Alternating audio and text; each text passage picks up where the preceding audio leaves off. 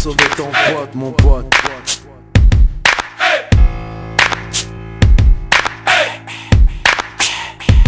Et si ton pote un jour, au cours d'un dîner, se tient la gorge suffoqué, ne peut plus parler, tienne d'une main sa poitrine, penche-le en avant, et du plat de la main, claque vigoureusement entre ses omoplates.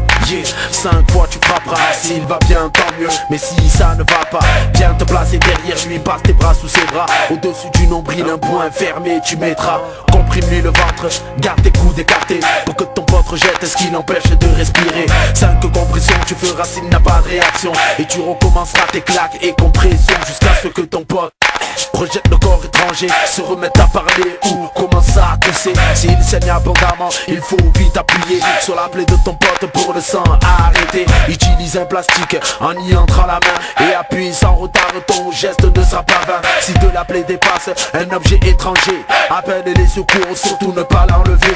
Aide aussi la victime à doucement s'allonger sans relâcher l'appui, n'oublie pas d'alerter. Ne fais pas boire ton pote et pense à le couvrir. Allongé sur le sol, il peut se refroidir. Si la pluie te fatigue, tu peux te faire aider par échanger ta main par un passement relais. Remplace alors ta main par un linge bien lavé et fixé de deux tours d'un lien large et serré. Tu vois ton pote avoir un malaise flagrant, douleur aiguë au ventre ou la poitrine serrant, sueur, pâleur, paralysie, essoufflement. Tu le mets au repos, dégrafe ses vêtements. Pose-lui des questions sur les événements. Si c'est la première fois, depuis combien de temps, s'il fut gravement malade, s'il prend un traitement, et tu appelles le 15 ou son médecin traitant. Tu leur donnes son âge et les signes évidents, ce que tu as appris sur ses antécédents. Ou donne-lui ton portable qu'il parle directement. Tu le surveilles enfin tout en les attendant. Tu veux sauver ton pote, mon pote, faut que tu te comportes de la sorte, mon pote. Faire en sorte d'appliquer les gestes de la sorte pour que ton pote s'en sorte.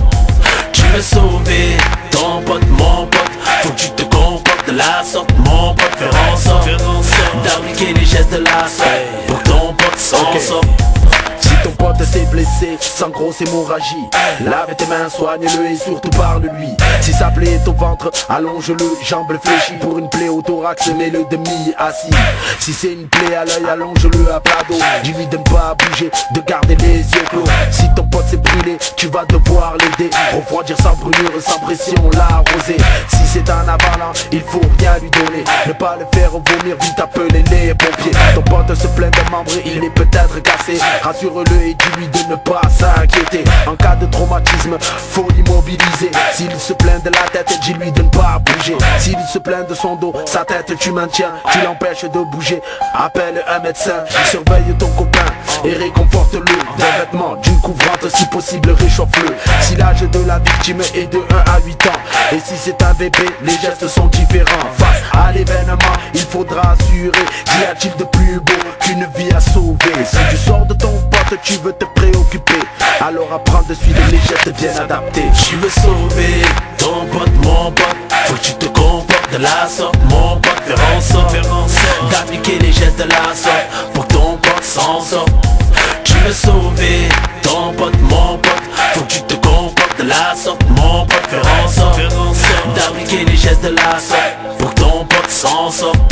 Tu veux sauver ton pote, mon pote, faut que tu te comportes de la sorte, mon pote. Faire en sorte d'appliquer les gestes de la sorte pour que ton pote s'en sorte.